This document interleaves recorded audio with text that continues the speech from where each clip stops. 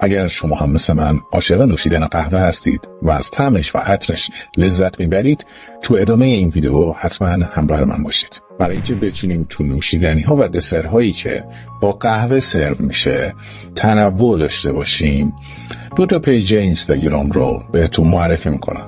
پیج اول همونطوری که در تصویر میبینید، این دوستمون با یه سری مواد نسبتاً ساده ترکیبات جذابی از قهوه رو درست میکنه که میتونه تجربه جدیدی برای قهوه دوستا باشه. حتی کافه دارها هم میتونن ازش استفاده بکنن. و اما پیج دوم که خودم خیلی دوستش دارم، مجموعی از رسیپی های جذاب و ساده و دوست داشتنیه. خیالتون راحت، اینجا تا دلتون بخواد ترکیبات جذاب کافی هست که مدت ها میتونید ازش استفاده بکنید. گفتم که خودم خیلی دوستش دارم. همین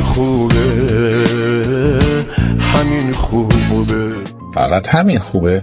یه سایت دیگه میخوام معرفی کنم، coffee.ir. تو این سایت اطلاعات زیادی در مورد انواع قهوه و اینکه طرز تهیه‌اش چه شکلیه و مدل‌های مختلف قهوه چیه و تاریخچه قهوه حتی چی بوده بهت میده. داخل منوی سایت اطلاعات دقیق‌تری هم هست که در تصویر میبینید.